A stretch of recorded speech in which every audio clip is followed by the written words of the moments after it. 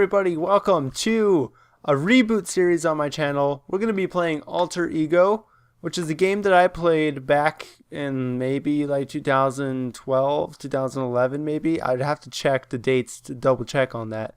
But Alter Ego is just a point and click game where you start off as a fetus. You were born and you go on through your life until you die. It was a series I had going on my channel for a little while, and at some point I stopped, and I meant to always finish it, but then the game was free to play back then, and then it wasn't free to play, and I didn't have a credit card back then. I was still in high school, and I couldn't really pay to play the game, and so I just abandoned it. And I've been getting a lot of comments throughout the years about like, hey, Alter Ego, you should play it again, and I've always kind of meant to get back to it, and I never did. Until recently, there was another comment telling me that I should play Alter Ego, and it's been on my to-do list for 2018, and so I figured, yeah, I'll do it. So that was the last push I needed to get back into Alter Ego, which is done by Peter J. Favaro, PhD. Welcome to Alter Ego. Have you ever wondered what your life could have been like if things had gone a little bit differently? Well, in this game, you can find out. This game begins not long before your first birthday. We are going to play as a male, because I am a male. Would you like to begin with a personality quiz? It's 26 questions long. Why would we not? I will probably try to answer these questions honestly. True, I probably will. I am going to be going through this game as honest as I can. I just realized I don't need a headset because there's literally no audio to this series. So I might put some like ambient music in the background because I feel like quiet and my voice might be kind of annoying. I don't know, I feel like there needs to be something there. The people who know me best like me as a person, I would say so. When I am ill, I become short-tempered and snap at people. That is true. I am likely to speak whatever comes to mind.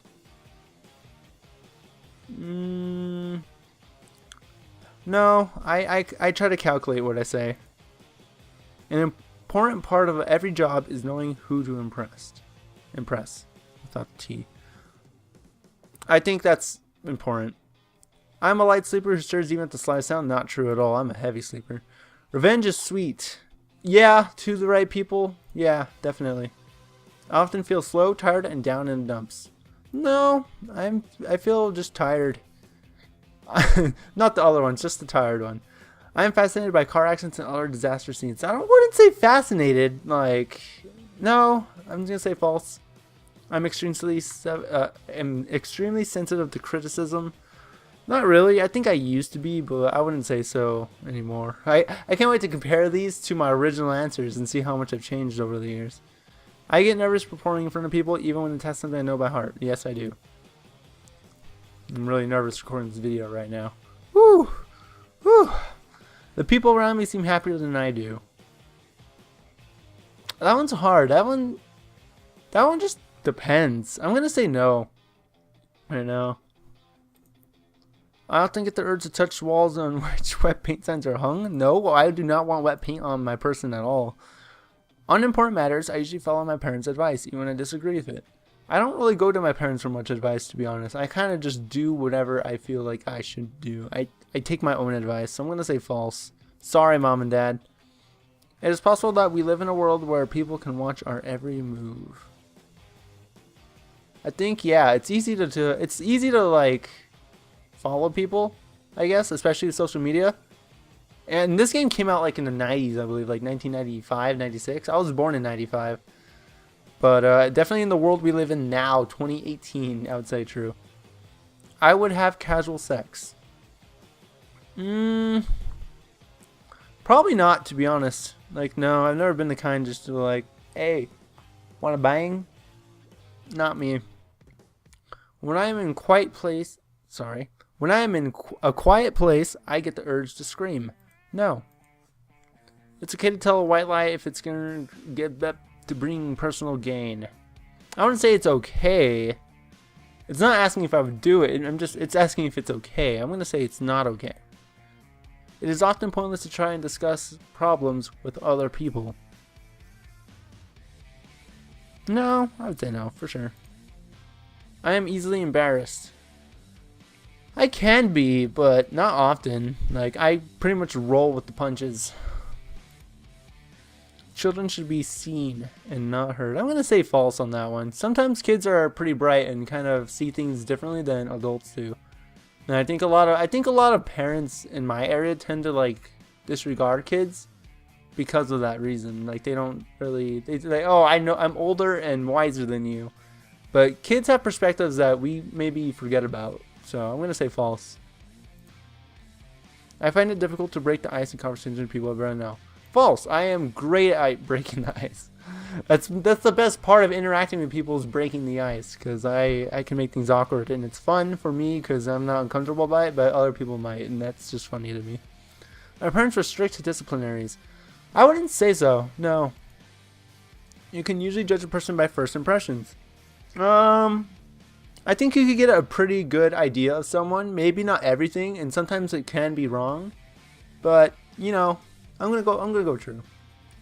One way of getting people to treat you fairly is to take an aggressive stance and make them win you over. One way of getting people to treat you fairly is to take an aggressive stance and make them take you over. I'm gonna say it is a way.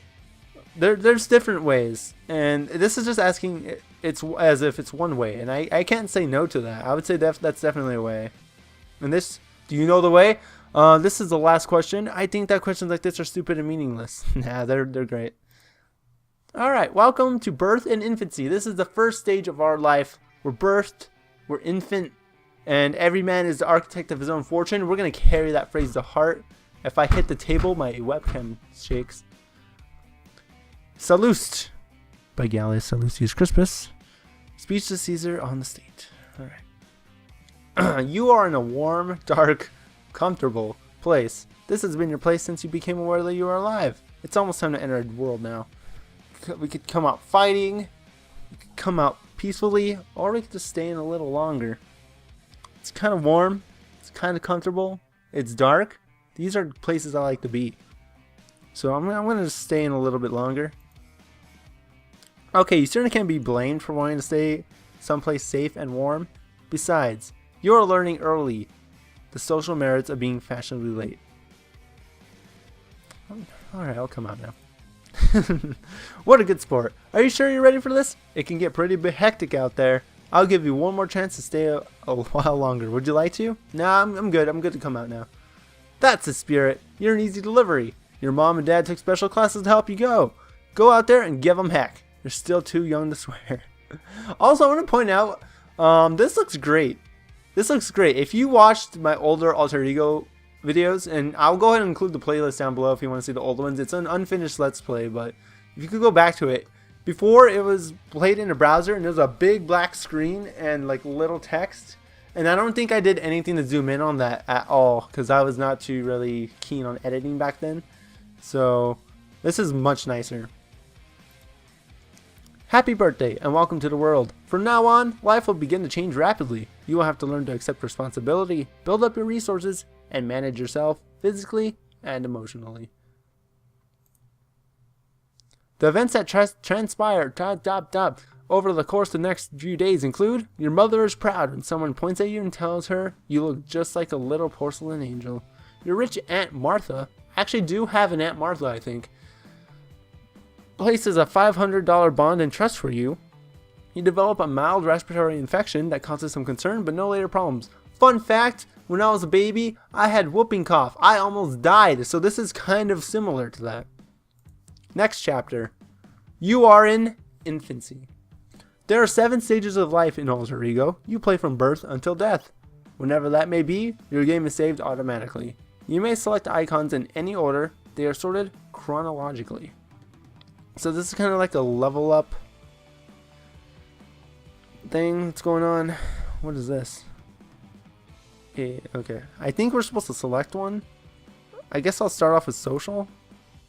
A woman walks into a room holding a blanket and battled with warm white liquid. Oh. Okay. That sounds nice. That sounds nice. That sounds nice. Got a text message. Go. As your mom walks towards you, she notices that you are smiling happily in the crib. Just as she steps into the room, the doorbell rings. She assumes that because you're smiling, you're in no great need of attention. She lays the bottle in the crib and turns up to answer the door. You are. I want my warm white liquid, bitch. Give it to me. What nerve? Stood up for some door-to-door salesman. You let out a couple of test cries. There is no response. You gear up for a long, ear-splitting yelp and let it fly. Your mother returns. The salesperson panics, and everyone is happier. Your mom appreciates you helping her out of a jam. I got you, Mom. I was trying to help myself, but you know, whatever, win-win. Alright, let's go into an emotional stage. You don't have very many skills yet, as a matter of fact. Life is pretty boring. I'll stay quiet, and I'll look around. I'm curious. You look around and see a large blur occur about 11 inches away from your eye. Every once in a while, it moves. Hey, wait a minute. Just as you had that thought, it moved again. What is it? Congratulations, you found your hand. It's like, fuck! This may not seem like much of a big discovery, but it is. You will have to learn how to control your hands as part of childhood development. When you're an adolescent, those hands are going to get you in quite a bit of trouble. Because that requires a different kind of hand control. Alright, let's do it. Lying on your stomach in the crib, you notice an interesting object an arm's distance away. It's about in frame, about right there, about arm's distance away. It has a round shape at the top and a ring on the bottom. It has a round shape at the top and a ring on the bottom. I'm neutral, but I'm gonna try to grab it. I want to know what that is. How could these two choices possibly go together? How could these two choices possibly go together? I will let you go back and try a more sensible set of responses for now, but let me warn you, choosing responses without thinking about them first might be interpreted as a sign of poor judgment. People who have poor judgment usually wind up having very difficult lives. Try again. I can't stay neutral and grasp for it? It just won't let me. Alright, no, I'm determined to grab it. I want to know what it is. You have the fighting spirit of your Uncle Bill. I do not have an Uncle Bill.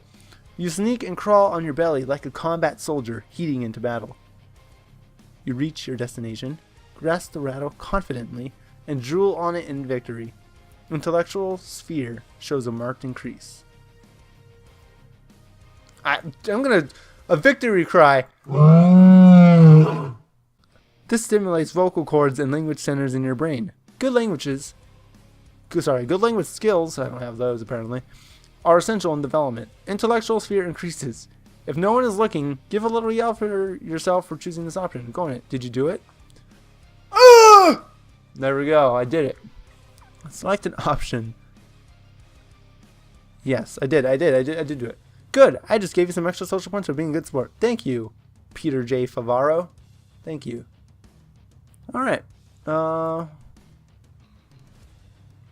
you could you could skip life stages if you want. I'm good here. Alright, let's go down. Wait, what's this? I believe we could see our stats. That's good. That's good. Those are some good stats, Brent. I mean, Peter.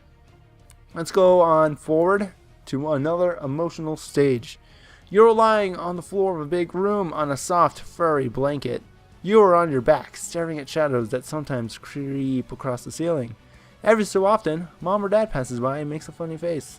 Your hands grope in all directions, and your feet pat on the floor gently, almost out of your control. Alright, so I feel like the blanket would be nice. The shadows might be interesting. And my parents are obviously giving me attention. So I think I'm in a good state of mind right now. But, you know, maybe I'm getting tired of laying on my back. I know when I lay in bed, I can't lay on my back for a long time. I eventually got to go to one of the left or right sides. I do that to fall asleep. I lay on my back. No, sorry, I lay on my left. I lay on my right. Lay on my back. Go back on my left, and then I'm out.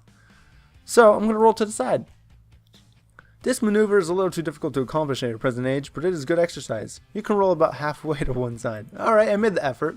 I believe you don't have to go, like, in the specific order. You could go, like, anyway. So we don't have to get every single one. So I'm going to go and say I was not very social as a kid. I was a quiet kid. So I'm going to skip one social little stage right here and go down to intellectual. You're lying down in a crib while your mom and dad are speaking in the other room. You hear their voices, deep and muffled from beyond the door. Why aren't they paying attention to you? Yeah, it's okay. I'm gonna go to sleep. They're probably busy. They're probably busy. All right. Maybe they do the casual sex. Maybe that's what they're doing. Perhaps you're feeling left out of things by your parents. This is understandable. But remember, they need some time alone too. You take a nap and awake refreshed and alert. I'm going to make some noises.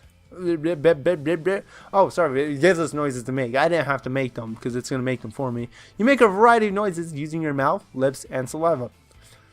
You take them over and again. You make them over and over again. La, la, la, la, and suddenly your mom comes in.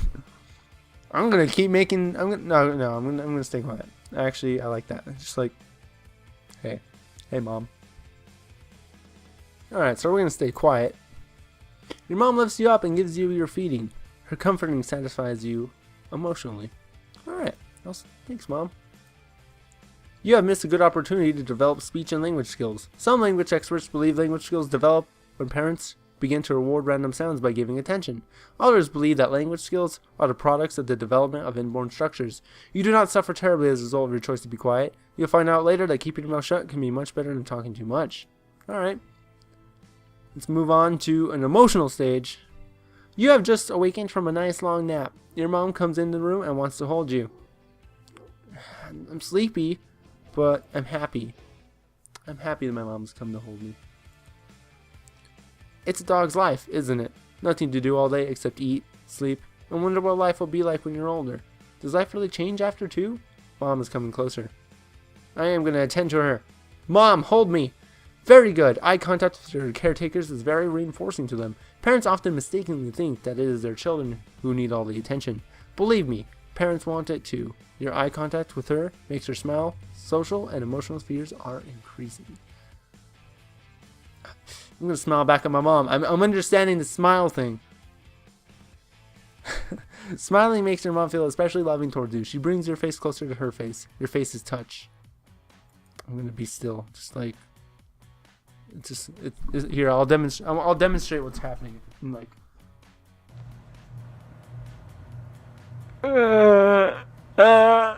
And so I'll be still. You are probably wondering why your mom is still doing this. Let's get my microphone on the shot. She wants you to kiss her, but now you've lost the opportunity. You'll have many more chances to learn this extremely valuable skill. Extremely valuable skill. Alright, we got a new stage right here. We got the family stage. It's time to go to Aunt Lucy's house. It's chilly outside, and you need to be dressed in an coverall type suit. Alright. Let's go to Aunt Lucy. Now, I'm just gonna go limp. Dress me, mother. This is one of your favorite games. Mommy knows how uncomfortable the suit is and tries to distract you by making faces and singing the "Go Bye Bye" song. Parents are always singing because they know that music will soothe the savage child. This makes you laugh, being soothed as a savage child, which in turn causes even greater difficulty to your mom. It becomes a vicious cycle until Grandma intervenes. When Grandma tries to help you, I'll laugh even harder. I love when Grandma has to help. You certainly are a happy baby, but no less difficult to dress. You're giving everyone an incredibly hard time, but no one seems to notice. I'll give in. Testing the limits isn't always so terrible, and this may have been a good time to find out how tolerant everyone can be when you get into one of these moods. You get into your little suit and are carried out the car. You suffer no serious long or short-term consequences. I don't like that the game keeps telling me this. It's like, hey, you could have done something else, you know. You could have done something else, you know. You could have done this, and it's just like, hey, I'm making decisions for my own good. All right, game. I know, Peter. I know what I'm doing, Peter. I've done this before. Also, I didn't even read this part. There are 7 stages of life in Alter Ego. You play from birth until death, whenever that may be. Your game is saved automatically. Okay. You may select icons in any order. They're sorted chronologically. Can I technically like choose one down here, but then go all the way back up? I don't know. I like to just go down the line. I think that works best. I'm going to choose one of these two, but do I go left or right? I don't know. Do I have a coin to flip? I do have a coin. Let me grab a coin. Alright, I got me a quarter. It's Nebraska. See, Nebraska. Yay. I'm going to say heads will be the left, tails will be the right. Let's do this. I dropped the quarter. It is tails, so we're going to do the right option. Let me put this quarter back, though. Alright, let's continue on. You're exploring the playpen and are feeling very lively. Like a prize fighter, you grab hold of the playpen bars and shake back and forth, flexing your knees. I am daring. I will try to take some steps. You're facing the wrong way. You walk into the playpen and fall right on your back. Your head hits the mat with a large thunk. This can get dangerous. Want to try again? I'm determined, man. Fuck this playpen. I'm gonna win. The thrill of victory. You stumble across the crib like a punch-drunk sailor and firmly grasp the rail on the other side. You've taken your first steps. Soon you'll be tripling the light, fantastic, chasing women and running away from spankings. Yes. Alright, so we're going to skip this one and move on with life. We're going to go to emotional. Mom and Dad are entertaining some friends, and you're minding your own business, sitting quietly in a corner of the room. Suddenly, a man with a big nose and a shiny head puts his face right up to yours and says something in a loud voice. Ugh! I am afraid. Who the fuck is this bald, big-nosed man? I'm gonna scream. Ah! Wah! Your eyes bulge and your heart beats fast. You were startled. This is your first encounter with a person who is less than delicate in the social sense. Her dad comforts you, and Mom leads the man back to the bother the adults. Alright. I think whenever there's two on the same, I think I want to choose one or the other. So we're going to skip this emotional and go down to a social. While being taken to the park, your dad meets an old college buddy who is wheeling a baby about your age. As the two dads talk, you casually begin to eye the baby in the other carriage. I'm curious, because, I haven't seen anybody that is like me, small, maybe kind of pudgy, and like maybe not much hair. So, I'm kind of curious about what's going on there. I'm going to put my finger near the other baby's face, just like that. I want to know. A baby! You wonder if it has all the same parts as you. Let's check out this arm of this baby. The baby touches you back. You're exploring the environment and learning about one another. This causes your intellectual and social spheres to increase. You seem to like one another. You made your first friend. Now, I don't remember too much from my first Alter Ego Let's Play, but I think I do remember this encounter, and I think I remember, like, hurting the other baby or something. Alright, moving on. Let's go to this branch. Physical. Okay, let's do an emotional and a physical. Let's do both of them. Up until this point in life, Weasley Wabbit, your stuffed toy, has been one of your best friends. You take him everywhere with you, but he's beginning to get on in years. One of his ears is torn off, and a recent eye injury has made his face look a little lopsided. It is suggested that Weasley should be retired. You wake up one day and discover Weasley has been moved from the place where you last found him. I'm a little panicked, but I'm going to seek out some information. I want to know what happened to Weasley Wabbit. Let's hit pause right there. The other day, I was at a sushi bar, like a sushi buffet place, and there was this little kid. He had to probably have been like 4 or 5, and he had like this really, really old, like, Winnie the Pooh doll with him. Like, that thing was really old. Like, it was even yellow. It didn't even have its red t-shirt. It was like a weird grayish brown. Like, it was old. It was probably like in the dirt at some point and stuff. And this kid was carrying it around the buffet, and he was like setting it like on the counters where like the food was, and it was kind of gross, like, And his parents just like didn't care about it. I'm like, oh, me as a parent, I'd be like, get your fucking poo off the counter. You can't put your poo on the counter. You can't do that. It's gross. Let's seek information about our Weasley Wabbit. Even though you were driven to find out why your friend has suddenly disappeared, you are not in a frame of mind that would ensure a satisfactory outcome. You question everyone in the house as to the whereabouts of Weasley. You confront your mother, who looks very guilty. I'm gonna ask calmly. Mom sees that you're not upset and tells you a story about how Weasley wanted to be with friends that were more like him. She says that the next week you will have a new visitor, a brand new friend, who will be just as nice as Weasley. That's a good answer. I'm satisfied. It is unfortunate that little children are so naive. You will get a new doll, but it is clear that your mother has made a terrible mistake. Weasley has just been assigned a spot to the bottom of the pile of trash at the city dump. Life is tough, and this is only the beginning. The true loss here is to Weasley. Man, he got fucked.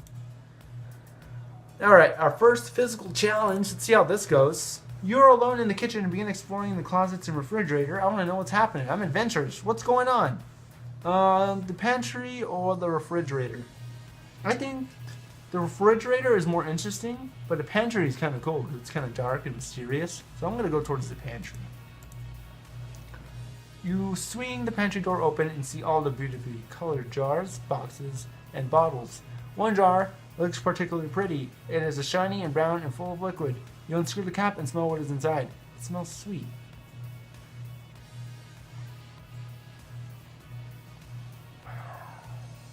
Is it jam? Is it poison? I don't know. I don't think I want to taste it. You know? I don't just, I've never been the kind of person to just go around tasting random things. I know what I'm going to taste. So no. You have just avoided a potentially lethal accident. Your good judgment has saved your life. Potentially. That doesn't mean it would have been. Just pointing that out. There are 7 stages of life in all. Oh, what am I doing? Skip that. Alright, let's go ahead and do an intellectual. You're touching something smooth and shiny. You pat it with your hand a few times. Kind of like this microphone. I am going to stay passive, but I'm going to keep touching it. Your explorations are only half-hearted. You fail to make the discovery that you're touching a mirror and that there's a reflection of yourself in it. Yeah, I'm just like... I don't know what I'm touching right now, but it feels nice. Instead of like looking at it. And funny enough, I can see my reflection in my microphone. No, it's too social. You are a guest at your friend Billy's house. His mom gives you both a box of crayons and 2 pieces of paper. I'm feeling like I want to express myself. I want to impress Billy. I'm going to draw on this paper. You're behaving yourself very nicely so far. You draw a pretty picture. You know, Billy's mom has blessed me with these crayons and this paper. I think it's only appropriate that I present to her the creation I made. To her. Because if it wasn't for her, this would have never happened. A very strong sign of developing social etiquette. Emily posts would certainly improve. I'm guessing that's a newspaper. I don't know. Let's do an emotional. It is announced that to you during a heart-to-heart talk that it's time for you to give up the bottle and drink from the glass like a big boy. You know what? I'm disappointed. I like the bottle. I like the little rubber nipple. But I'm excited. I'm willing to try a regular big glass. I remember back to that brown jar I found and how I was naive back then. I would have drinking that like a man, but you know what? I was like, no, the bottle life. The bottle life is where I'm at. So I am going to give the bottle up because I want to drink that brown jar in the pantry. Mom understands how difficult it is to let go of an old friend and appreciates your effort. She has a box for you. I'm going to open it. Oh boy, a plastic Super Duck drinking cup with a bendable straw. Look at this. It even has your name on it. Mom tells you Super Duck wrote it there himself. I love me some Super Duck. Mom is laying it on a bit thick at the moment. Dude, I got a Super Duck cup. There's nothing better than a Super Duck cup. So, you know, that is definitely a win. What time are we at? 32 minutes? I kind of want to get through this stage of life, though, but I feel like this... Oh, when did my audio stop? Why did my audio stop at some point? What stopped my audio? My audio stopped about 18 minutes in. Good thing I have a webcam to have backup audio. This thing is not even on. Damn it.